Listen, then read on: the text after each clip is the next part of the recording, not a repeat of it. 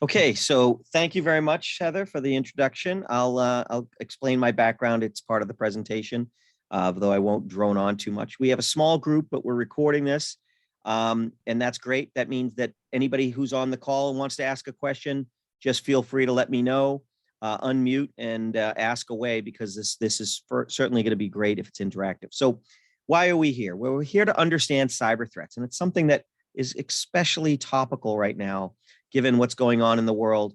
I personally believe that we are in the middle of what will eventually be recognized as a cyber war. And people look back and say, they're like the frog in the boiling water. They didn't realize how bad it was back in those 20s. So we're going to try to concentrate on 10 things or more that you can do to protect against these threats. And the threats are pretty ubiquitous. We'll talk about what those are. But first, maybe I should explain who I am and why you should listen. So my name is Patrick Hynds. I run a company called Pulsar Security that I started it in 1994, incorporated in 96. And we specialize in cyber security. So we do a lot of the kinetic stuff. We do the red hat hacking, the red team work.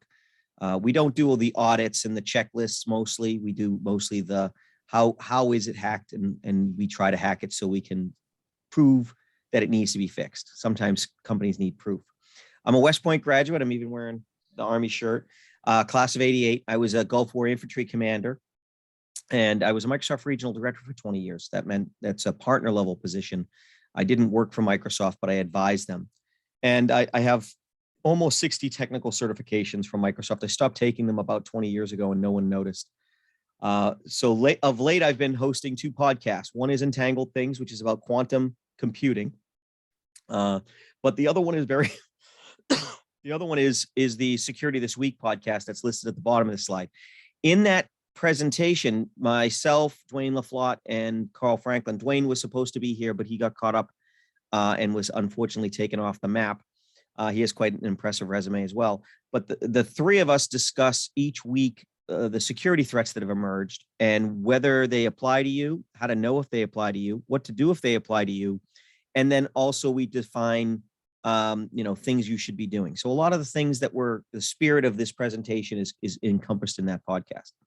So hopefully this slide has accomplished, like, just showing that I've been doing this for a long time, and I'm a rather technical person. I've been a developer for many years and run networks.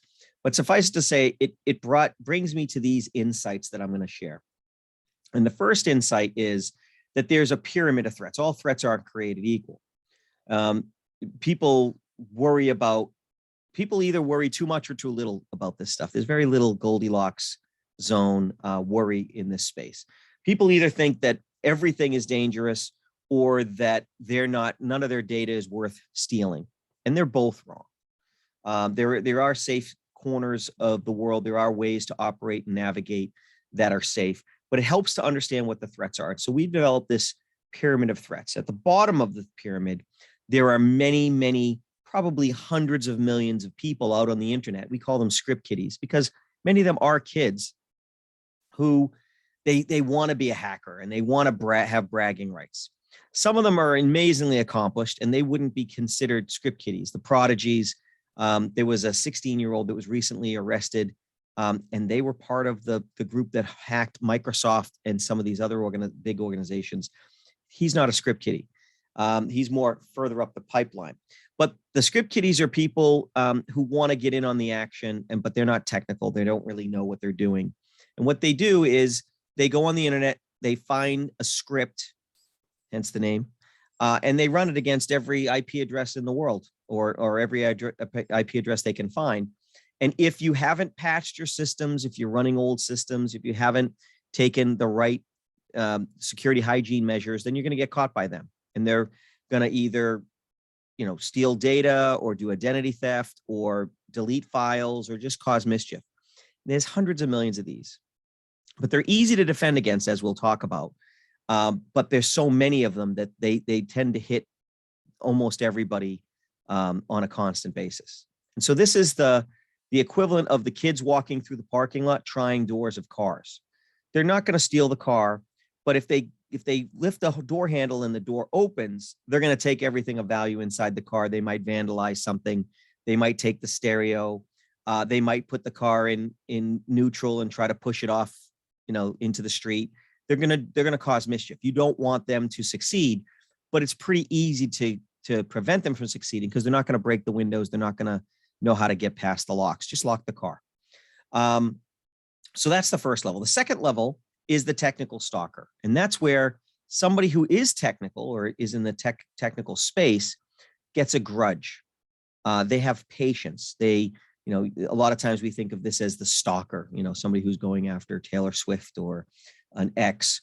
And they're very dangerous. And there's probably millions of them, but they're very focused as well. They don't typically pick their targets at random, though it might feel that way. They may hate Walmart, or they may hate, people in certain professions or divorce lawyers or whatever. And they've picked one target and they're going to try to make their life miserable. They're not targeting anyone. They're targeting a specific group. And they have the luxury of patience and time. They're not highly skilled. They're not highly funded. They're not working as a team. And those are their disadvantages, but there are millions of them. So you want to be secure against those threats as well. And that's why they're further up the pyramid. It takes extra measures to prevent a technical stalker from getting through than it does a script kiddie. And we'll talk about where those levels lie. And then there's the criminal hacking syndicates, and they're equal opportunity exploiters because they'll go after anybody with a bank account.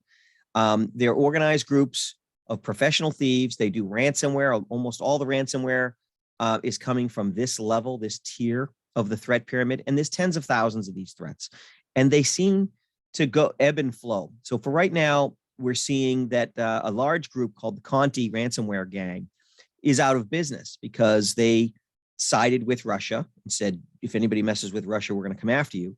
And so some Ukrainian sympathetic hackers took them down and outed them and published, I think, 100,000 of their messages, published their source code, and published keys to decrypt their ransomware. So they're pretty much out of business. The problem is now that code is out there, we can expect that in a year or two, there will be new ransomware gangs that didn't have the technology to develop their own that are going to use that code. So there's an ebb and flow of hacking, but it tends to trend towards more, not less. So criminal hacking syndicates are the ones that make most of the headlines. And then there's global security entities. And these are digital mercenaries, for lack of a better word. They're organizations that work for the largest banks. The largest banks will hire an organization like the Equation Group, and Mandiant might be a household name that you might know. We at Pulsar Security would probably fit in this category because we have a large group of very highly specialized hackers, the ethical kind. We do work with local governments and the military.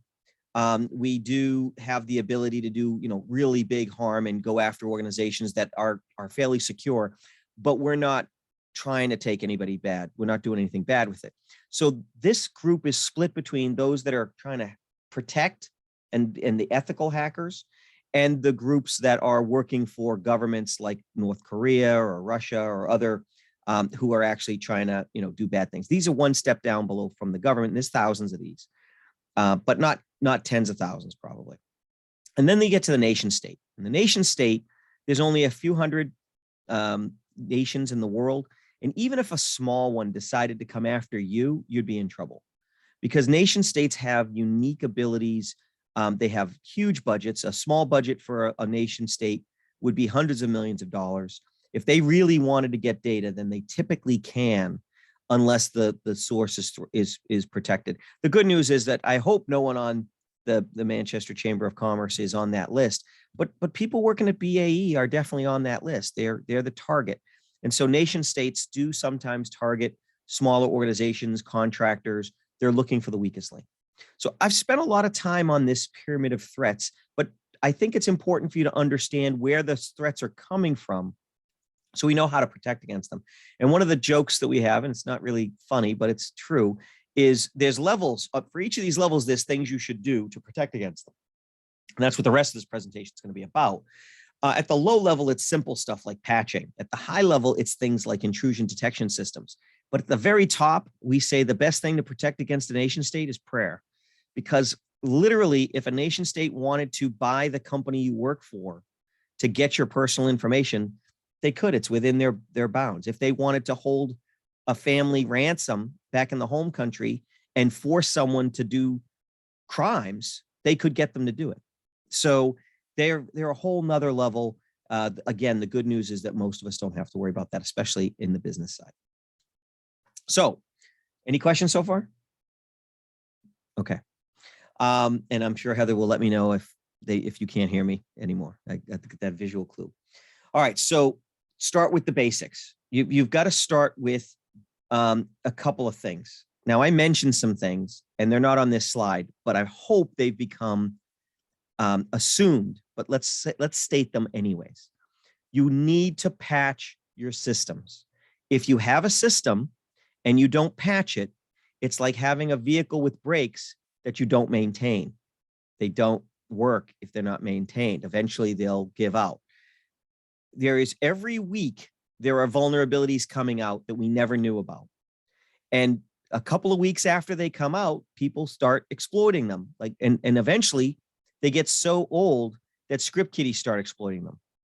And so if you leave a system unpatched and it has a vulnerability that you could have patched, you're basically a ticking time bomb. You're waiting for it to become so, old that it becomes a script that anybody can download and you become a victim when you really didn't need to. So patching is very, very important.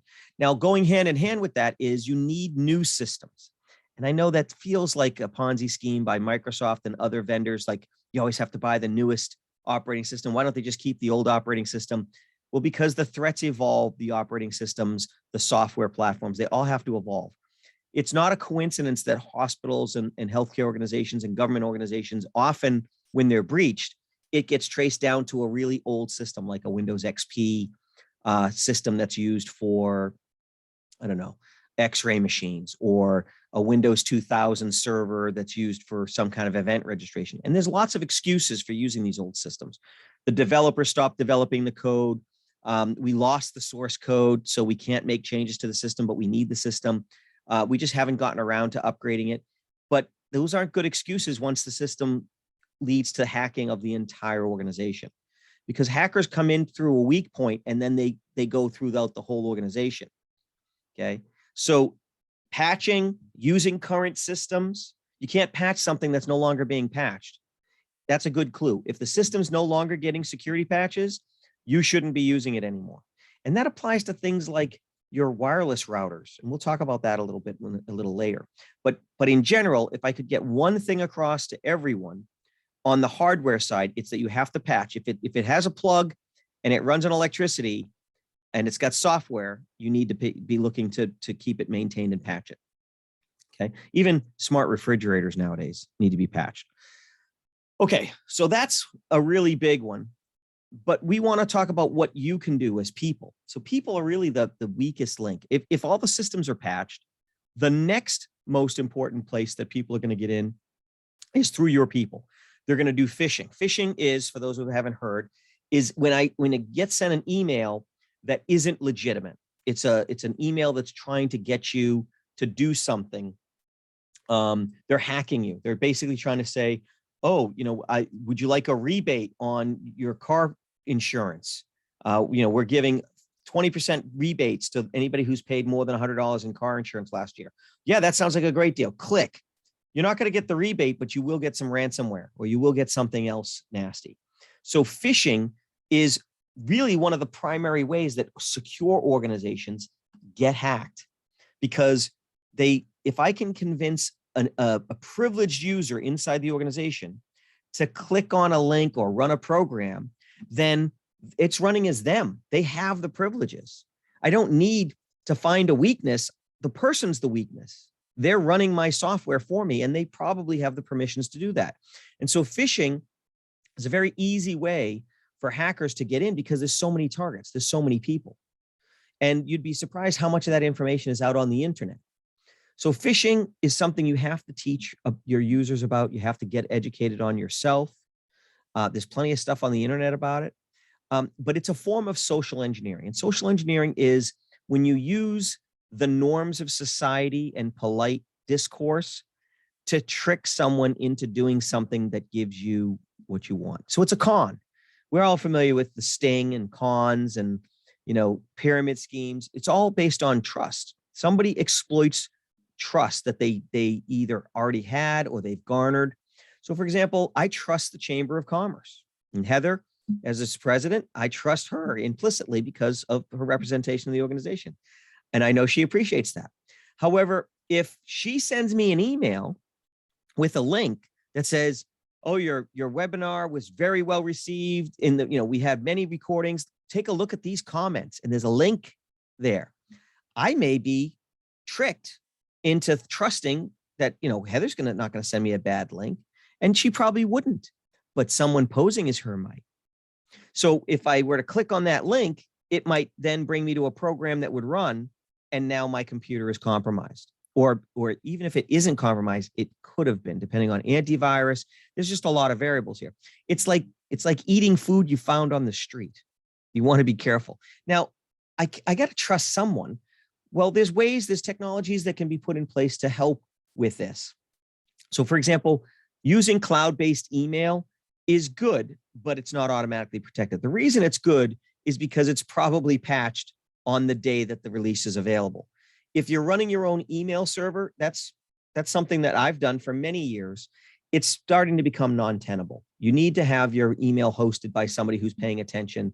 You need to have screening. You need to have spam filtering. These things aren't optional anymore. There's too much noise out there, and users can accidentally click on something without realizing it. So that's one good step, is protecting the email. There's also measures called DMARC, DKIM, and SPF, which makes it difficult for attackers to spoof the email. So in the example I gave with Heather, if Heather were to send me an email, her mail system would send it along and all the headers would look correctly. When I'm going to pick on David because, he's next on the list, but let's say David's the bad guy, just for this scenario. I'll make you the good guy later, David. So David is going to try to spoof and send an email as Heather. Now, if Heather doesn't have DMARC, DKIM, and SPF configured on her domain, there's nothing to stop that. I can write a program today that impersonates anyone I want in the world. And the only thing that would prevent that from working is when my email server gets the email, it would then verify that the message came from that mail server that's actually controlling the domain. DMARC, DKIM, and SPF allow that to happen. And without it, I can spoof anyone. And so it's a really powerful technology that very few companies are using. And the reason for it is it takes a little bit of configuration to get it set up. It also has the potential of having false positives, which means I might have a real legit email from Heather that gets bounced because of enforcement. So even organizations that are using DMARC, a lot of them aren't enforcing because they checked the box to get it set up. It didn't work for a little while, and rather than work through it, they just disabled enforcement. And so that's why spoofing works. So one of the ways that I can, as a hacker, get to people is by spoofing their email address and sending it as them. And it's really tough to tell the difference because honestly, I don't know if the chamber has DMARC and DKIM set up. They might be well ahead of the curve. But the US government mandated that all their contractors use DMARC and DKIM like 5 years ago. And as of a couple of years ago, only like 20-30% had actually implemented it after the deadline. And so this is one of those things that a lot of people aren't doing. And you also want to consider how your users access email and how you can secure it. You want to make sure that they have strong passwords. We'll talk about that soon. You want to make sure they're using multi-factor authentication or two-factor authentication. We'll talk about that soon. But you want to do everything you can to give your users a fighting chance to not click on the wrong email. And unfortunately, the threats are just getting more and more sophisticated. There's now browser email attacks where you could actually see a URL that looks like it's a legitimate website, but it's because that they're basically putting a frame inside the browser to fake a website. What I do now is when I get a message from someone, let's say Heather did send me a message with a link. I might call Heather and say, hey, Heather, I just want to verify that you sent me this link and that's the right URL before I click on it. Now that sounds like a lot of work. It's a lot less work than cleaning up after a ransomware attack. Or if the link she sent me looks like it's the chamber's email domain, I'll open up a browser, I'll look at the link that she sent, and I'll type in the domain for the chamber myself. Why would I do that? Why wouldn't I just use the link? Well, because there's ways to manipulate a link in a browser so that it looks like it's going one place, but it's actually going another. And there's also ways to change characters so that one looks like an O, but it's actually an O from a different character set. And so there's tricks like that. So typing it in yourself in a separate browser is actually safer. And then I can navigate to the place where the statistics are and actually see them, knowing that I went to the chamber website directly myself and not to some other site. These are some of the steps you should take, but really we don't have enough time to go through all of it. What I would say is you need to have an ongoing security awareness program for your people that includes phishing, social engineering, ransomware, and help them understand what those threats are. This is harder than patching. Patching's hard because people, if it wasn't hard, people wouldn't do it. I guess it's hard. I don't think it's hard, but so few people do it all the time. That's why I sometimes say it's hard. This is harder, but it's just as important. So this is the basics. This is the stuff that'll keep you out of the most trouble: patching and having awareness and protecting email. Okay, any questions so far? How am I doing, Heather? We okay? Okay. I have a question on the email side of things. Please go ahead. This is Krista. So I noticed now that with the chamber having changed their systems and that, I know they got a new website and everything. The last couple of emails, when I've opened them on my end, it says that it's possible phishing. Yeah. Even though that I know I'm expecting that. So I'm curious, how do you protect against that? Because like, I know that it's coming from Cole or Heather or the chamber. Yeah. It's false positive. My system, my system thinks that like the last several emails I've gotten, it says potential phishing or potential spam. And I'm like, no, I know these people. So part of that is we'll train Heather as well. We'll train everybody. If I'm sending an email to someone and I send the message saying, check out this link, I think you'll really like it, and then there's a link, that really looks like phishing. And that's what the software that is doing that is using what's called a Bayesian comparisons. It's basically looking at the things that the characteristics that are most often associated with that. And sometimes people communicate that way and it's legitimate. It's a false positive. One of the ways that you can actually mitigate that and prevent that is for the sender to add more personal touches to the messages and say, you know, we had a great agenda last week, you know, talk about the past a little bit, talk about, you know, things that only the chamber would like maybe really know and have command of. Have a personal message, you know, it's tough if it's just a single one-off message, but sometimes just newsletters will trigger that as well. They'll say, well, this is a newsletter and newsletters are often spoofed. So it's your software trying to be protective of you. And there's nothing wrong with it being overprotected. I'd rather a false positive than false negatives. But you always have to make the final decision. You always have to make the final, like, yeah, okay. But it is a good mention to the chamber that they should take a look at those messages. So I'm sure Heather would love to see the message that got caught up in that, and then just see if you can personalize a little bit. Like when I send a message to my staff, I almost always say something about a current event or a meeting that we just had, or, you know, it was kind of funny the way the dogs came into my camera shot. If I throw that little thing, it lets them know, okay, I'm probably talking to Patrick. And it raises the bar on somebody impersonating. And I've got Jill. Did I answer your question, Krista? I was going to say, Krista, I'm wondering if it was the member-wide emails that you saw that, or if it was individual. It sounded like from your description that it was individual emails coming from myself. So yeah, I would love to know more about what you've seen for sure. Yeah, don't be a robot, Heather. No. So sorry, I realized I muted myself. Yeah, it was a couple. There was a couple of confirmations that came from Cole, but it seemed like it had just started since you guys moved over to the new system within probably the last month.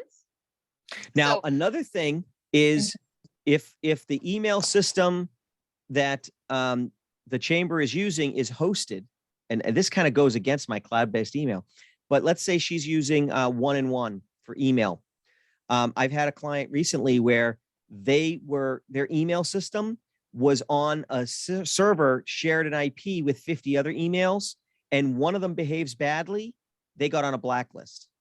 Oh, Okay. And so I'll forward there's- them to you, Heather, and I'll Yeah. I'll do some Yeah, screenshots and I'll send because, it to you. Just kind of an FYI. I just thought yeah. it was interesting when you said that, Patrick. I was like, huh, I should probably say something about this considering we're on the cybersecurity event. I'm glad you did. I'm glad you did. That's great. And we use Chamber Masters, so we really should, they're supposed to kind of, and that could be a whole other topic, I'm sure, Patrick, about, what people use and what's really safe. Yeah. So I'd love to find out more, Krista. Thank you. So I've got a hand raised by Jill. Hey, can you hear me? I can. Okay, I put it in the chat as well. Quick question for you, Patrick. When I went to register for the webinar, I noticed it was HTTP versus HTTPS. Yeah. When you go to a site to register, is it okay to put your information in if it's not HTTPS, that just means that the transmission is not being encrypted. There's lots of places. I mean, sometimes you don't care. Sometimes it's not a big deal, but that's one of the hallmarks of a pretending site is if you go to a banking site and it's not to HTTPS, you shouldn't give them any information because they may be trying to trick you into providing your username and password. If you're registering, then you're probably going to provide your email address and your name. If there was a credit card involved, then I would absolutely say no. But it is a best practice to use HTTPS everywhere so that traffic is encrypted. Okay, thanks, Patrick. That's real helpful. No problem. Okay, I'm gonna move along a little bit. So we're just coming up with new topics for the next webinars. That's all. So passwords. We talked about this a little bit, and we're not going to belabor it too much. But passwords are really key because as much as we all talk about getting rid of passwords and a world without passwords, we're really not making much progress on that. One of the best things you can do is when a system allows you to use multi-factor authentication, you should use it. And multi-factor authentication is really just when they want your email or your cell or an authenticator app to be involved. And in order to understand that, you have to understand what the difference is between the different factors. There's actually 3 or 4 factors of authentication defined. And the reason I say there's 3 or 4 is because one is kind of emerging. So one of the factors, the one that's mostly used, is the password itself, which is something you know. So a PIN, a password, a passphrase, those are all something that you know.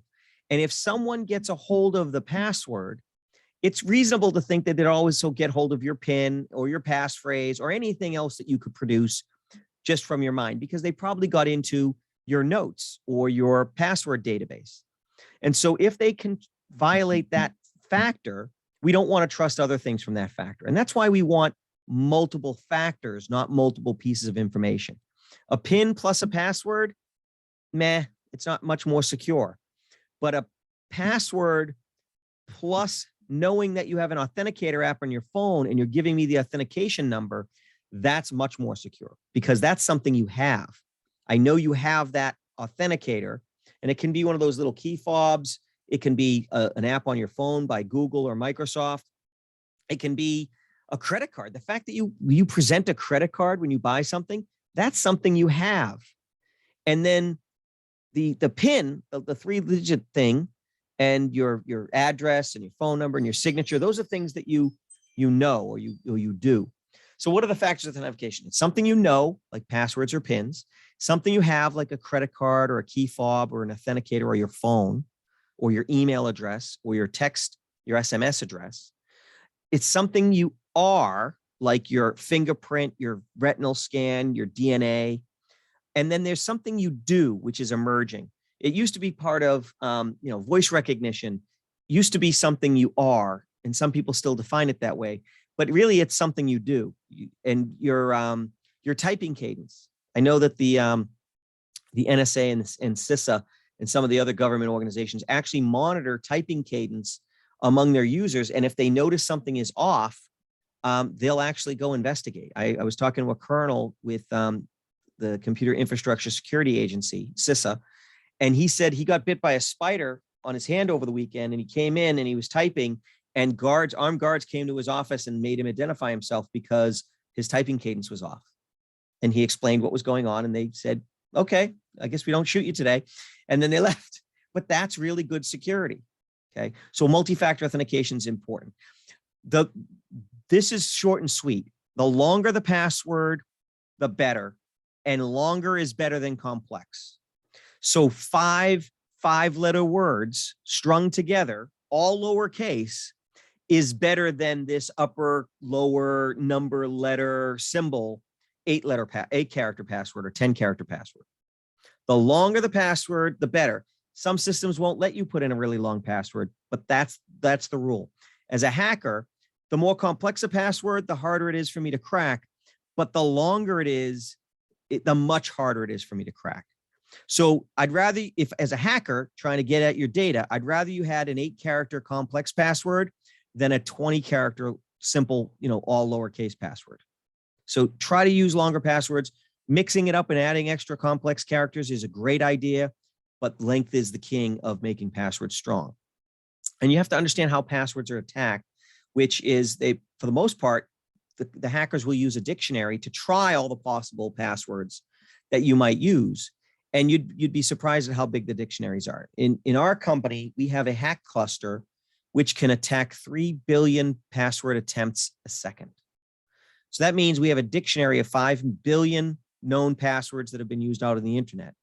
And we can try all of them against your password hash in 2 seconds and actually have 1 billion to spare. So what's the hash? Well, the hash is you take your password and we hash it so that it turns into a jumble of letters, and it can't be undone. It's a one-way mathematical function. But what we can do is we can hash the word apple and see if it matches your hash. And we can hash banana and orange and grape and grapefruit and grapefruit 1. And we can do all these hashes to compare to your hash. And the hashes are what the computers pass around. Your password doesn't get passed around by most systems. It's the hash. And so these brute force attacks aren't as hard as you think they are with good hardware. There's a website called haveibeenpwned.com, and pwned is a gaming term, but it's run by somebody who I've known for quite a long time, for over 20 years. It's very legit. His name's Troy Hunt. Great guy. Worked with me with Microsoft over many years. And that site will let people, you and your employees, go to that site and put in your email address, and it'll tell you which passwords you've used with that email address in the past that are out in the world in the database on the dark webs, and that you shouldn't be using. And you'd be surprised how many people are still using passwords that hackers know they've used in the past. Very dangerous practice. And then, of course, physical security. I don't really need to get into detail here, but physical security is very important. You don't want to you want to get your users to not let people in the door if they don't have a badge. We tend to be polite. Oh, could you get the door for me? I'm carrying these boxes. Yeah, sure. But once you get inside, I need to see your ID card. Or I'll hold the boxes, show me your ID card. Or I'll hold the boxes, you swipe yourself in. Because social engineering isn't just in the digital world, it's also in the physical world. So wireless security. Wireless networks are fantastic and they are very convenient, but we forget that all the traffic is appearing over the airwaves. And if I'm local, if I'm outside on the sidewalk or in a conference room or in your lobby, I'm probably able to receive all that traffic. And I can receive all that traffic to a very small device that fits in my pocket or a backpack. And I can, maybe do things that you didn't think about, like I can sit in the middle of your network and I can trick your users into connecting to my network that has the same name. Or maybe I can spin up a network in my backpack that looks like Starbucks, and your phone will switch over and join the Starbucks network automatically. Wireless security is a pretty slippery slope. There's a lot to it. You need to be careful about what you do and what you turn on. But the first thing you should do is make sure your wireless network has a strong password. Not something easily guessed. The longer, the better. Not something that's shared all the time. And it's important, if you're going to have guest networks, they strictly be guest networks. You don't put anyone on the production network that doesn't need to use it all the time. And if someone just needs to be able to check their email and do things that aren't critical, Put them on a guest network and leave them there. It's no worse than, especially if it's got a password, it's no worse than them doing things at a hotel or other places. I would also ask everyone to turn off the feature called WPS. WPS is a nice little feature where you hit a button on your router, your wireless router, and it automatically lets the device you're holding join the network. It makes it real simple to join the network. Well, it makes it real simple to hack the network too. WPS really lowers the value of a strong password because it gives us hackers a place to bypass. And so while it's a really convenient function, it's super unsecure. And therein lies a very important testament, which is the more convenient something is, typically the worse it is for your security. Security and convenience go together like running fast and quiet through the woods. Doesn't work. The faster you go, the louder you're going to be. The quieter you go, the slower you're going to have to go. So if it feels like it's really convenient, it might still be secure, but chances are it's weakening your security in some way. As I said, use guest networks for guests and other appropriate devices. And BYOD, bring your own device. Everyone does it, except for, very select organizations, the military and some of the larger financials. But if people are doing it, you need to make sure that they're following best practices on those phones. And that may be that they keep the phone updated. They don't join networks automatically. And they don't use that device for certain critical work. If there's something you wouldn't want to be readable out in the world, you probably want to keep it off of those devices. Okay. Questions so far? Question about the automatic, joining an automatic network and that. Yep. So like, I just moved back to the area, didn't really have internet before I left. And now we have Xfinity Wi-Fi. Mm-hmm. And if you have, say, the app on your phone, you can connect to any Xfinity Wi-Fi and use it. That's right. And Based how do you, on what you just said, you want to avoid doing that? So yeah, It's unfortunately, automatic. yeah. So I have Xfinity Wi-Fi as well, and I don't use it unless I have to. So that's an excellent question, by the way, Krista. The way I approach it is this. I have a wireless network at my house. It has a hellacious password. It has a 20-character password.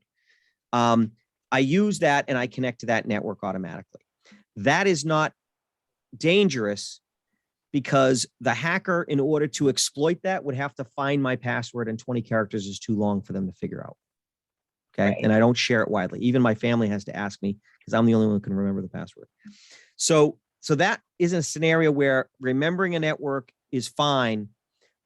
That said, if I were traveling to a foreign country where I was worried, let's say I was going to Hong Kong, I would go in, connect to that network, and I would forget that network so that the next time I connect to it, I'm going to have to actually put in the password again. Now I'm paranoid. I'm a security guy. I actually have data for a lot of companies. I work with the military. So that's a little bit paranoid. But if I was going to go to China or Europe, some European countries, certainly the Middle East, I would forget my network so that if somebody got a hold of my phone, they couldn't use it to hack into my networks. I'm kind of ultra paranoid. I was thinking more like you go to a friend's house and instead of them giving you their password or getting onto their guest network, Xfinity allows you to use their network without being on their network, if that makes sense. It from does. a layman's standpoint. And I'm getting to that now. So if you can connect to a network without providing a password. So for example, if you go to a hotel like Marriott, Right. you go and connect to the internet, they give you what's called a captive portal.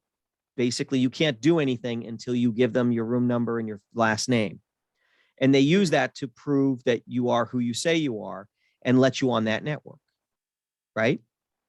Okay. Now, I've used those, but whenever I'm on that network, I don't trust it 100%. So I don't do banking when I'm on those networks. I don't do credit card transactions when I'm on those networks. I would shut off my wireless and go and do something through cellular instead, if I had to. Okay. Or better yet, I'd bring out a MiFi access point. And so there's three levels. There's networks that are secure, that have a strong password that isn't widely dispersed. That's like my home network or your business network, I hope. Then there's networks at places that do have authentication, like the hotel, right? Because they're not just letting everybody on, but they're letting anybody who's willing to buy a room on, right? And they might be on that network. And then there's the open networks like Starbucks where you just connect to it and you're on. And so it's kind of like having conversations about business. If I'm sitting in a very crowded restaurant where the table next to me is like I'm closer to the person next to me than I am to the person across from me, I'm going to be careful about the things I talk about, the business, secrets that I share. And you need that same kind of awareness based on your wireless connection.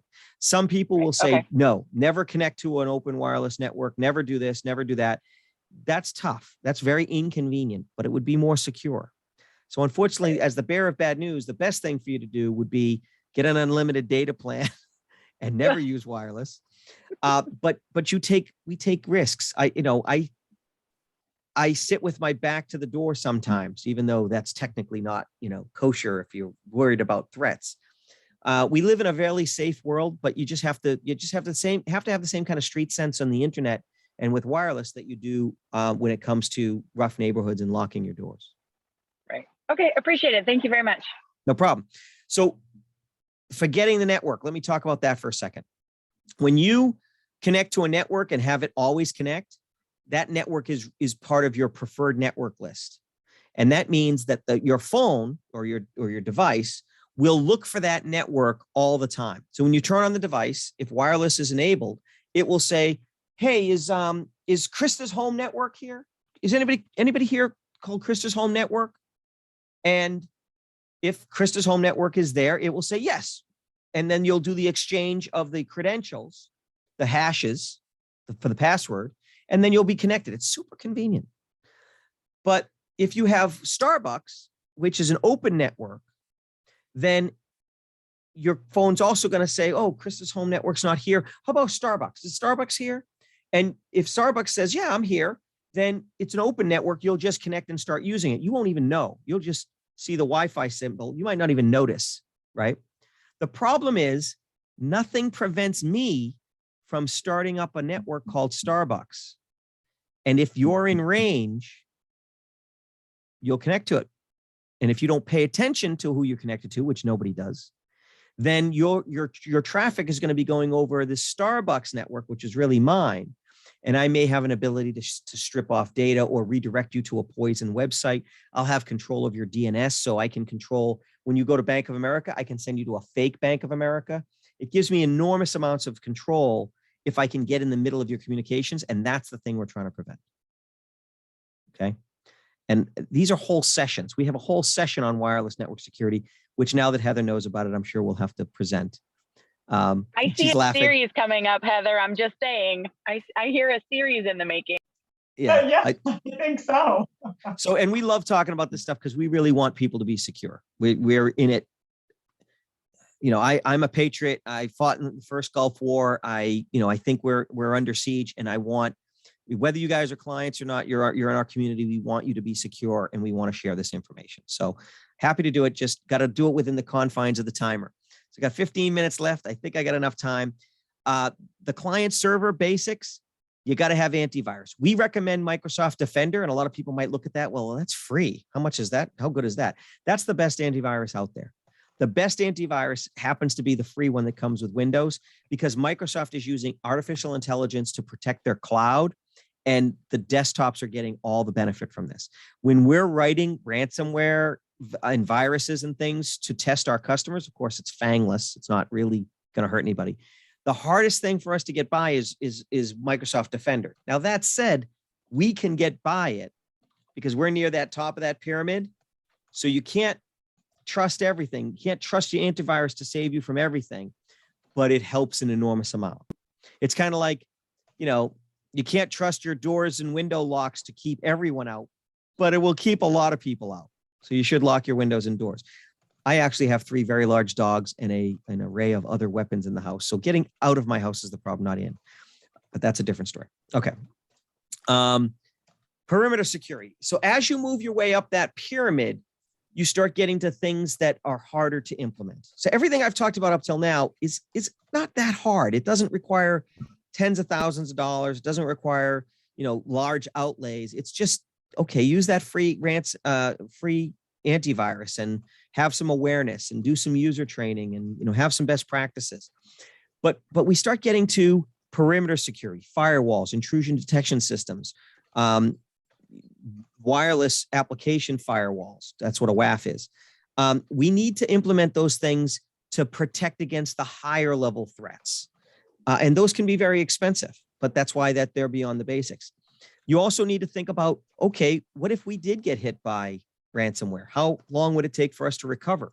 What's our, what's our objective, recovery point objective, recovery time objective? How long will it take us to restore all the data from our backups? Have we tested our backups? Are our backups what we think they are?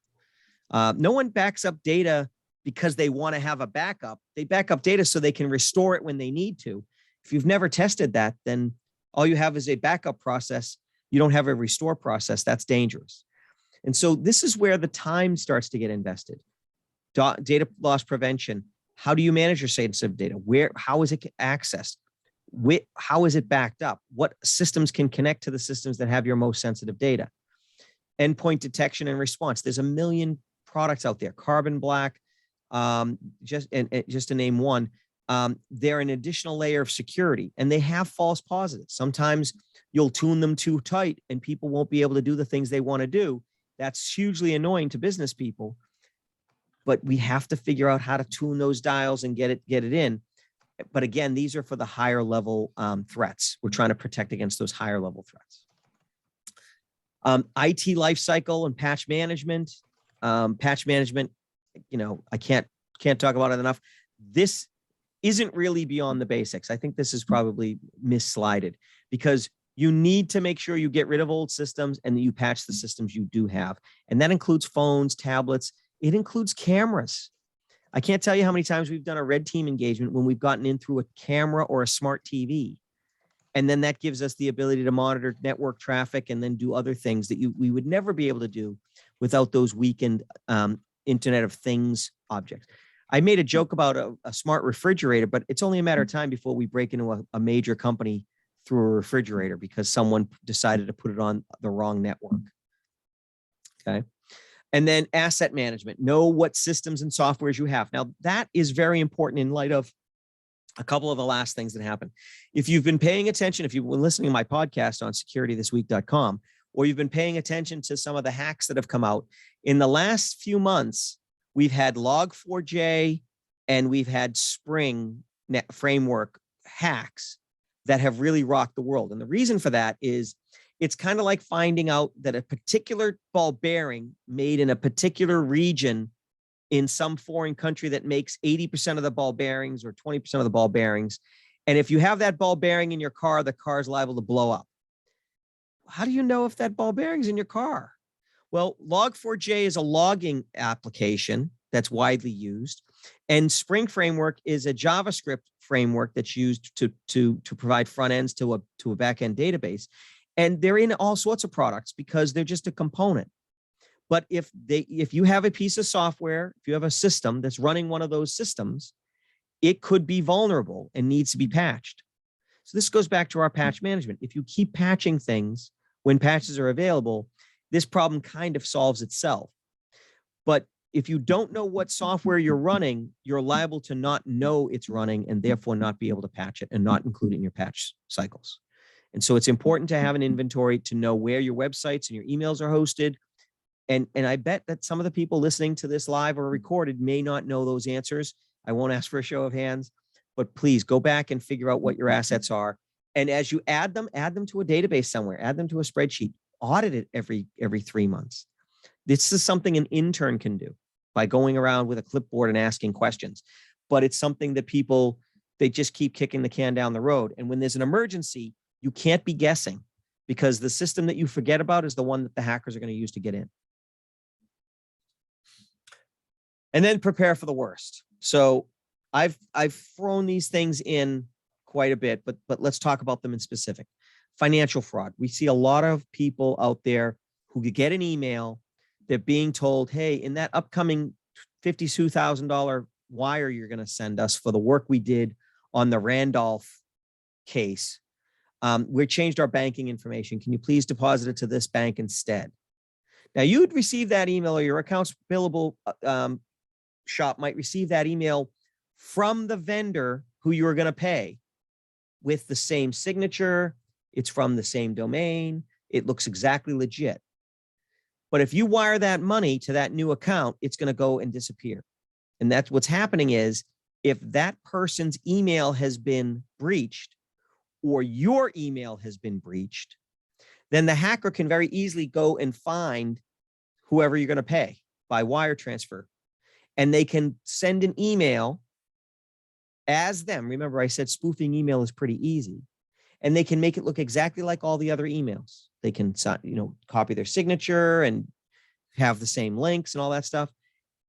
If I get a notice, our company has an order. If somebody sends you notification to change banking information, it has to be followed up with a phone call.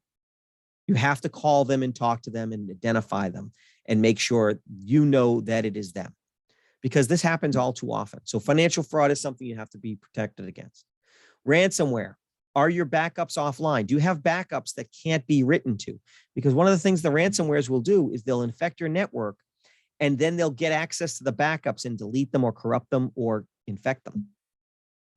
And so you go to restore a backup and it's infected, it's corrupted. It has to be offline. You have to make a backup and take it and disconnect it.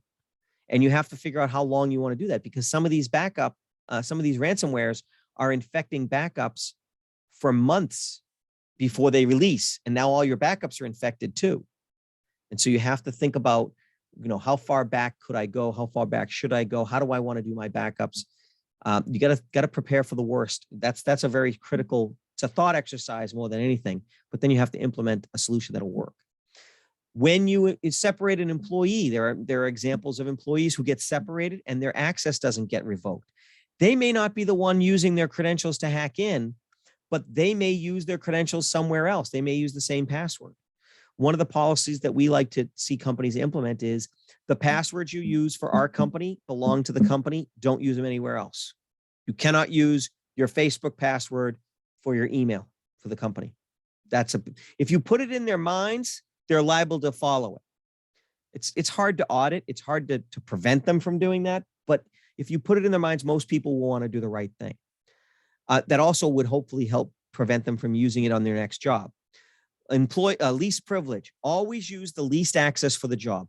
I see people who are administrators on systems browsing the web, looking for things on Pinterest and Etsy. Bad idea. Because it's kind of like trying to light a cigarette with a flamethrower. Bad things can happen, right? Too much power. If you want to use the minimum amount of privilege to do the job, and that's typically a standard or a dedicated user. For example, your backup software shouldn't be an admin if it doesn't have to be. You should give the backup software just the rights that it needs so that it can't change anything. The backup software doesn't need to write any files, it just needs to write them to the back end. So don't give it the ability to write things, just give it the ability to read. That's inconvenient. That takes time. That's how you know it's secure, if it's inconvenient, okay, to some extent. And then communication plans, know how you'd get a hold of your staff members. If you get an email that's sent out to all staff that's a ransomware and you manage to catch it, you need to know how to communicate with your people quickly and efficiently so you can prevent a delay in communication from getting hold of them. Also, you might want to send out periodic warnings. Hey, we're starting to see phishing in this area. We're starting to see this. Training your users is probably one of the best things you can do to prevent this kind of problem. And here's a checklist. And again, we're going to get the slides to you. So Jill will provide them to Heather and Heather can post them. Start with the basics: security awareness training, email protection, password management, use complexity, rotation of passwords and multi-factor authentication, but really the length of the password is the key. Physical site security. You don't want to just leave doors open. Review wireless configurations, make sure WPS and other useless things, but make sure you're also patching those wireless access points. Enforce your client server protection with antivirus. We recommend Windows Defender when it's an option. Review your network perimeter, monitor for threats, enforce client protection. This is harder stuff. Make sure you have an inventory, and then all the things we just talked about in the last slide. That's the end of this presentation. Are there any questions? I have 3 minutes. Got one comment. Yes, While David. we're talking about backups, I was an IT trainer for 35 years, and besides being concerned about hacking and that kind of thing, disaster security is also a very important thing. Bingo. And so the point that I made is that a really good offline backup that's stored on site is still not a backup. You need to have your backup, a copy That's of right. the backup offsite, and maybe 2 or 3 different offsites, so you don't have simultaneous fire at the original company, tornado at another place, and earthquake at the third place. Or something that happens in a big enough geography that you need to run after a local disaster. For example, we have a data center in Bedford, but we have an office in Londonderry. They're not that far separated. That's right. Arizona would be one better. nor'easter. That's right.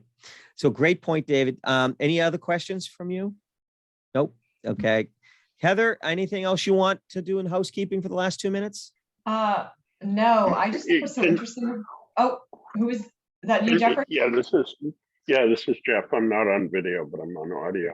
Quick question, and maybe it's a discussion to have offline, but we've heard a lot about Windows, and what about us people that are 100% Apple products? So, I mean, Apple has their own ecosystem for things. You don't have as much choice in that regard. Apple has been very good, especially in the iOS side of the house of keeping up with security. In fact, I have an iPhone because I consider it a superior platform to Android for security. That said, there's still vulnerabilities for phishing and even ransomware and other things on Apple. It just doesn't happen as much. I wouldn't read into that Apple is superior fundamentally to Windows. It's just about market share to some extent.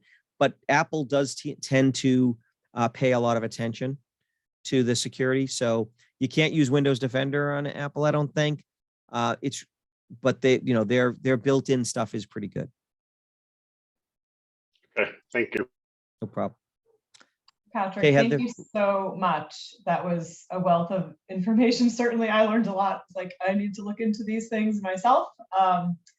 And I think a lot of it relates to the leaders of organizations and what their mentality is. Because there's some people who are risk management as part of their soul, and there are others who are like, everything's gonna be fine. And I think these discussions are so important for those of us who are on the latter end, which is myself. Like, I don't tend to think worst case scenarios, so it's really important to be in that mindset in regards to this topic. So once a week, think worst case scenarios. So you don't go into a depression. Yeah, exactly. There's a balance, right? Just to make sure that you're well balanced. But really appreciate your time and your expertise in sharing this with our members. And we'll get the recording up on YouTube, and for all of you here, get you the resources in a post-event email. So stay tuned for that. Okay, thanks very much. Thanks, everybody. Thank you so much. Take care, everyone.